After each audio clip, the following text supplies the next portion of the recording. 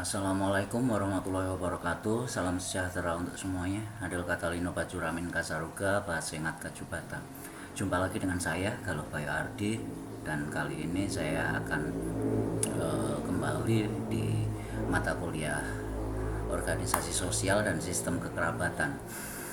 Oke, kali ini mungkin ini agak sedikit mengulang ke belakang lagi mengenai organisasi sosialnya, kembali ke arah organisasi sosialnya. Dan di sini saya terlintas untuk melihat kembali bahwa organisasi sosial ini merupakan salah satu bagian dari unsur kebudayaan. Jadi setelah manusia itu dengan kebudayaannya, manusia itu mengenal atau memiliki sistem bahasa dan kemudian dapat berkomunikasi, lalu kemudian manusia itu eh, setelah manusia menemukan atau memiliki sistem bahasa sehingga mereka dapat berkomunikasi, mereka saling berinteraksi dan dalam berbagai kehidupannya, dalam untuk mengatasi berbagai permasalahan kehidupannya, karena adanya komunikasi mereka mampu untuk berorganisasi atau bekerja sama.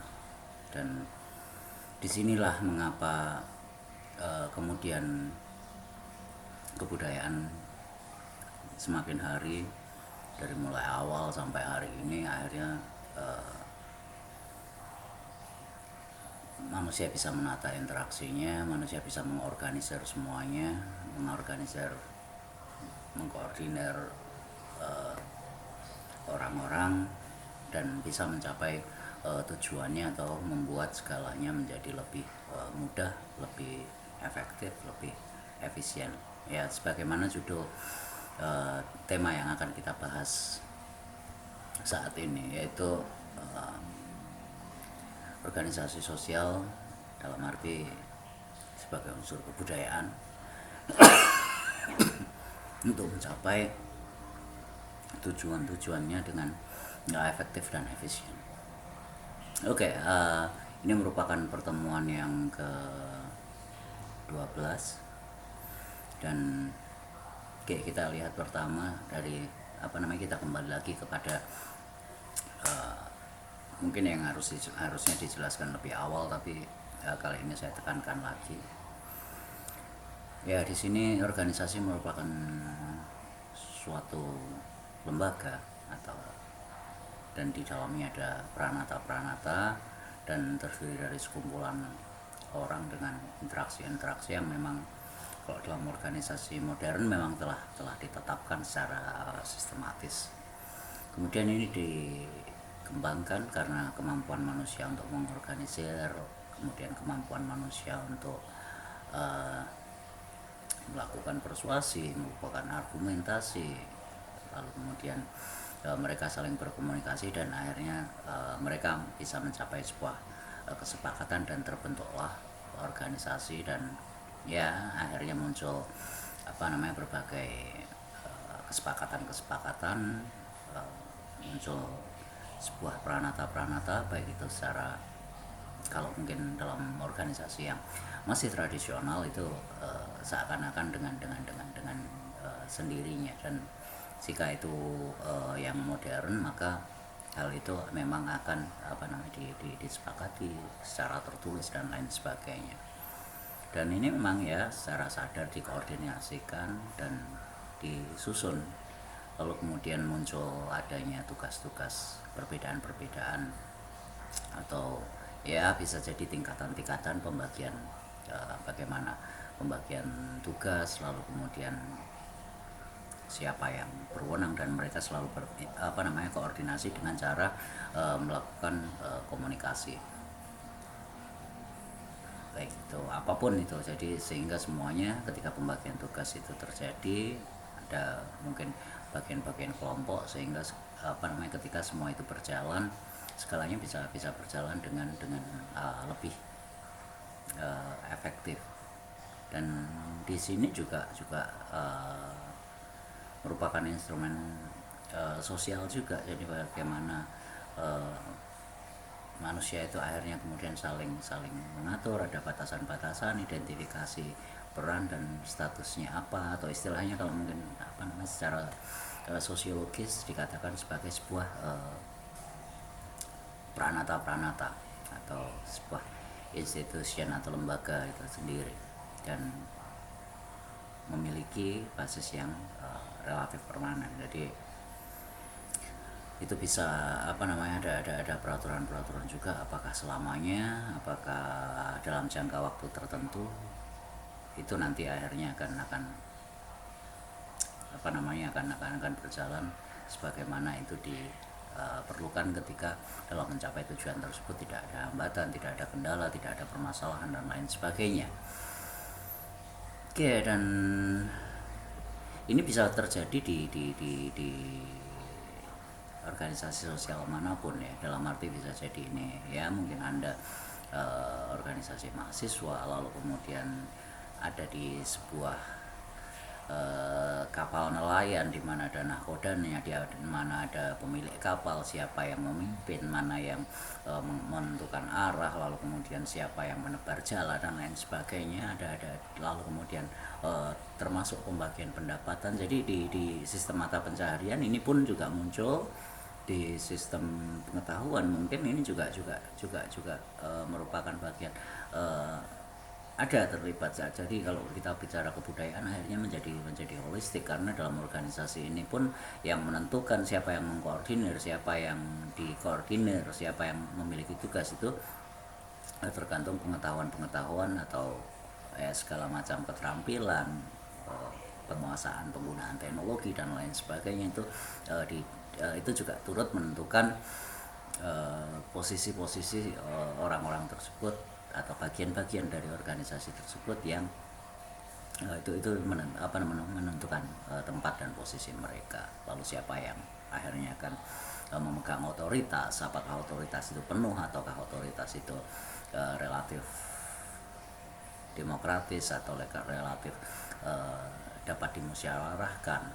Jadi apakah memang sangat otoriter atau sistem komando dan lain sebagainya, ataupun itu pemegang otoritas itu mendengarkan misalnya semacam aspirasi dari anggota-anggotanya atau seperti apa. Itu Anda akan dapat menemukan di berbagai organisasi yang mungkin Anda ketahui, dan ya baik itu dalam dengan berbagai peraturan, dengan berbagai yang sangat-sangat bervariasi, tapi di sini sebuah organisasi ini akan efektif dan efisien atau tidak, itu tergantung berfungsi atau tidak sistemnya, atau semuanya melaksanakan tugas dan peran atau tidak. Jika tidak, tentu saja organisasi ini ya mungkin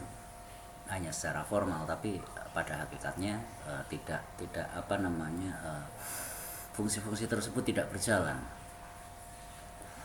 atau bahkan sebetulnya organisasi tersebut memang tidak, ya sebetulnya tidak ada gunanya, karena mungkin ada sesuatu yang dibalik itu yang justru lebih mengatur sistem tersebut. Oke, berikutnya dalam ya seperti tadi saya katakan sebelumnya, bahwa dalam organisasi ini ada sebuah mekanisme tertentu tadi, pembagian ketika tadi ada bagian-bagiannya, di sini ada pembagian peran, siapa yang memegang otoritas atau kekuasaan, masing-masing memiliki tanggung jawab. Lalu kemudian ada komunikasi sebagai bentuk koordinasi, karena tanpa komunikasi organisasi ini juga tidak berjalan, karena yaitu tadi garis komando, koordinasi dan lain sebagainya ini juga turut menentukan. Dan ini bisa disusun dengan cara-cara tradisional, dan ini sebetulnya dibuat supaya ya semua lebih efektif untuk mewujudkan tujuan-tujuan tertentu, entah itu sebuah keteraturan itu untuk ketetapan supaya tujuan-tujuan tersebut dapat lebih cepat, lebih efisien. Jadi istilahnya tidak memakan banyak waktu, tidak memakan banyak tenaga, atau semuanya menjadi ringan ketika segalanya terorganisir. Dan di sini juga terdapat beberapa pusat otoritas yang memiliki mekanisme sebagai fungsi kontrolnya, siapa yang turut mengawasi, ada yang memberikan sanksi atau sanksi bersama, apakah itu di apa namanya di mekanisme kontrol itu ada dalam setiap bagian atau peran, atau kontrol tersebut hanya dimiliki oleh pusat otoritas yang secara berkelanjutan, sistem evaluasinya untuk mengetahui perkembangan dan kemajuan seberapa jauh tujuan-tujuan tersebut tercapai, dan juga jika itu semua tidak efektif maka memungkinkan juga pola-pola baru dalam sistem tersebut untuk diperbaiki atau bahkan dirombak untuk supaya lebih efisien. Dan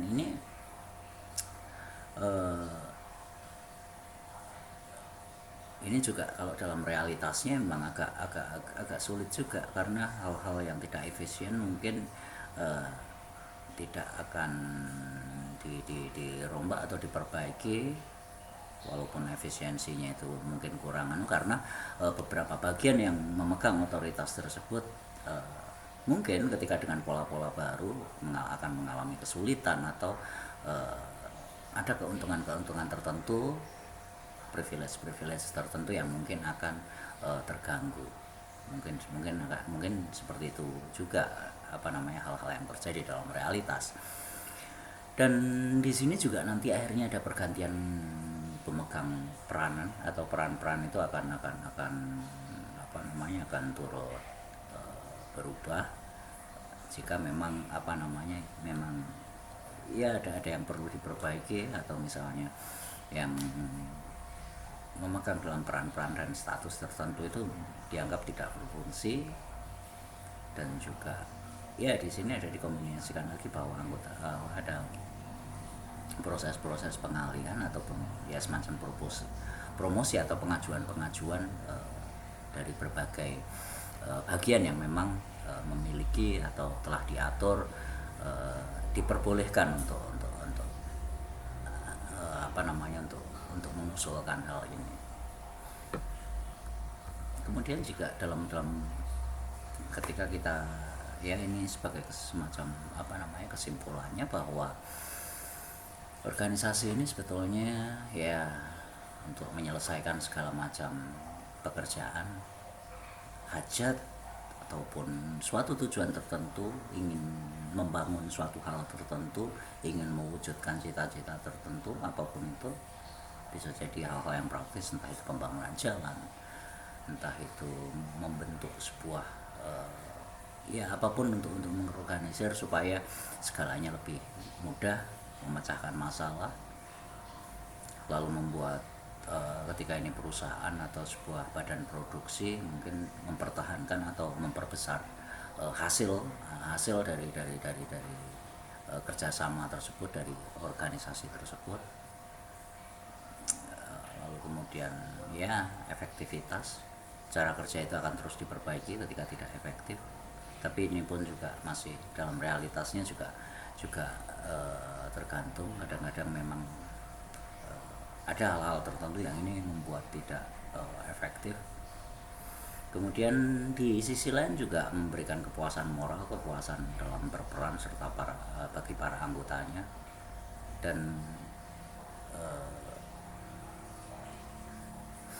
kedua hal terakhir ini memang ada yang terhapus ini. Memang